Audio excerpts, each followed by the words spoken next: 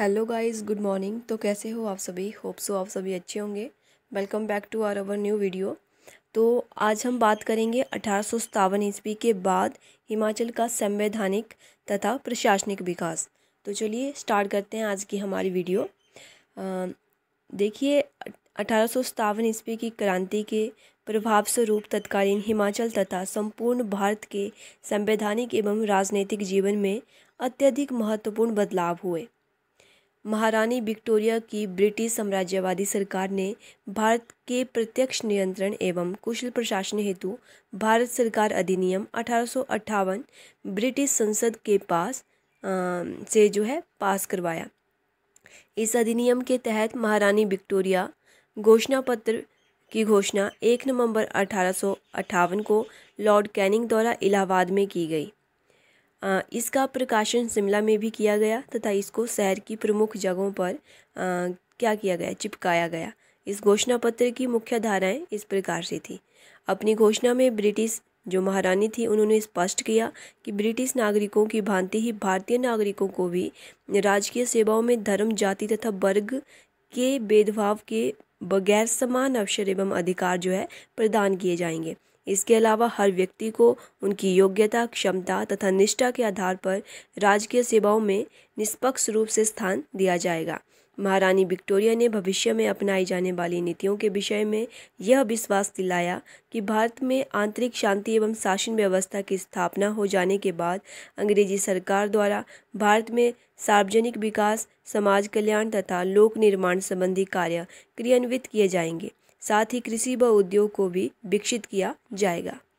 भारतीयों को यह आश्वासन दिया गया कि ब्रिटिश सरकार द्वारा उनके धार्मिक, सामाजिक तथा परंपरागत जीवन में किसी भी तरह का हस्तक्षेप नहीं किया जाएगा। भारतीयों पर ईसाई धर्म थोपने की नीति का त्याग किया गया तथा उनको यह विश्वास दिलाया गया कि उनकी परंपराओं तथा रीति रिवाजों का उचित सम्मान किया जाएगा। भारतीय राजाओं को यह यकीन दिलाया गया कि उनके राज्य ब्रिटिश राज्य में नहीं मिलाए जाएंगे तथा उनको पैतृक उत्तराधिकार के साथ साथ पुत्र गोद लेने का अधिकार भी होगा। किसानों के भूमि अधिकार तथा परंपराओं को सुरक्षित रखने हेतु प्रशासन को इनकी सुरक्षा करने का हुक्म दिया। कंपनी सरकार द्वारा प्रदान की गई सनदों तथा संधियों को भी महारानी ने मंजूर कर लिया तथा उनको कार्यान्वित करने का भी भरोसा दिलाया। नेक्स्ट हम बात करेंगे 1858 ईस्वी के अधिनियम के अनुसार हिमाचल की प्रशासनिक व्यवस्था। भारत सरकार अधिनियम 1858 के तहत तत्कालीन हिमाचल के पर्वतीय भागों में ब्रिटिश सरकार का नियंत्रण और अधिक सुदृढ़ हो गया। अंग्रेजों ने हिमाचल में नियमन ढंग से प्रशासनिक व्यवस्था लागू की। उस काल में हिमाचल में दो तरह की शासन प्रणालियाँ प्रचलन में थी। पंजाब हिल स्टेट में शामिल कांगड़ा, नूरपुर, गुलेर, सिब्बा, जसवा, कुल्लू, कोटला, भंगाहल, दतारपुर, लाहौल तथा स्पीति रियासतों का स्वतंत्र अस्तित्व समाप्त हो चुका था।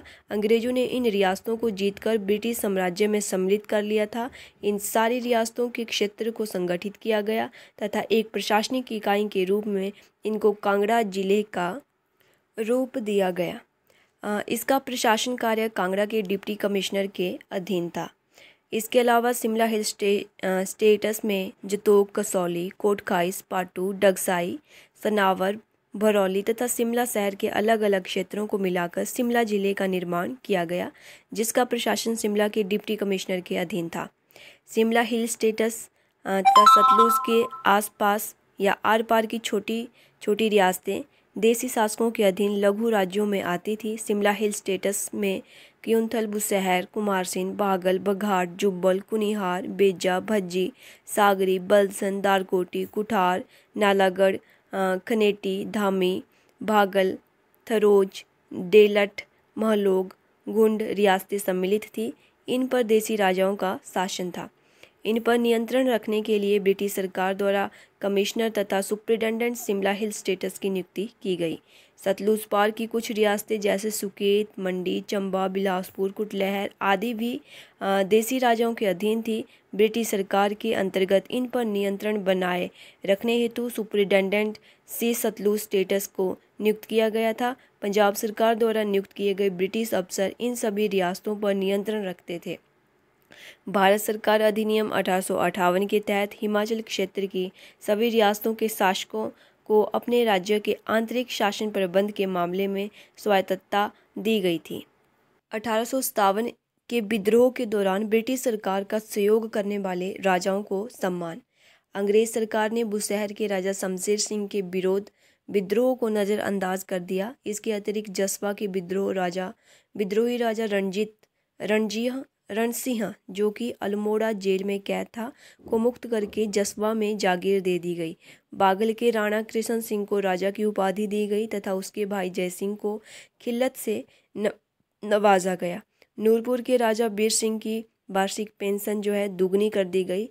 दतारपुर के राजा जगत सिंह के पुत्र देवी सिंह को भी अल्मोड़ा जेल से मुक्त कर दिया गया। धामी के राणा गोवर्धन सिंह का आधा नजराना माफ़ कर दिया गया। क्योंथल के राणा संसार सेन को राजा की पदवी दी गई तथा खिल्लत भी प्रदान की गई। इसी प्रकार सिरमौर, कहलूर, मंडी, चंबा तथा जुब्बल के शासकों को भी सम्मानित एवं पुरस्कृत किया गया। हम बात करेंगे दिल्ली दरबार की। लॉर्ड लिटन के कार्यकाल में 1877 में दिल्ली में एक दरबार आयोजित किया गया, जिसमें मंडी के राजा विजय सेन, बिलासपुर के राजा हीराचंद तथा चंबा के राजा शाम सिंह ने भाग लिया। 1911 ईस्वी में कलकत्ता की जगह दिल्ली को भारत की राजधानी बनाया गया। इस अवसर पर भी दिल्ली में एक दरबार का आयोजन किया गया, जिसमें बिलासपुर के राजा अमरचंद, सुकेत के राजा भीमसेन, क्योंथल के राजा विजय सेन, बघाट के राजा दीप सिंह, सिरमौर के राजा अमर प्रकाश, जुब्बल के राजा भगत चंद तथा चंबा के राजा भूमि सिंह ने भाग लिया। हम बात करेंगे 1861 ईस्वी का भारत परिषद अधिनियम।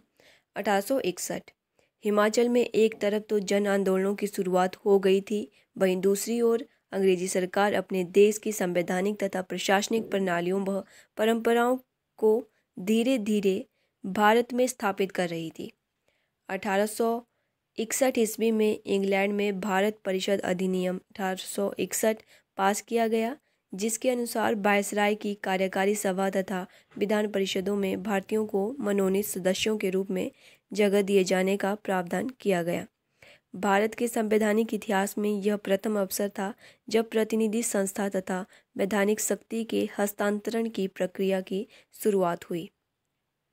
1861 ईस्वी में ही इंडियन सिविल सर्विस एक्ट 1861 भी पारित किया गया, जिसके अनुसार राजकीय सेवाओं में भारतीयों को यूरोपीय नागरिकों के समान अवसर एवं अधिकार प्रदान किए जाने का प्रावधान किया गया। इस प्रकार ब्रिटिश प्रशासन में भारतीयों का प्रवेश आरंभ हुआ। तो गाइस, ये थी आज की हमारी वीडियो। आशा करती हूँ आप लोगों को वीडियो अच्छी लगी होगी। इसी तरह आगे भी हमारे साथ बने रहिए। तब तक के लिए थैंक यू सो मच।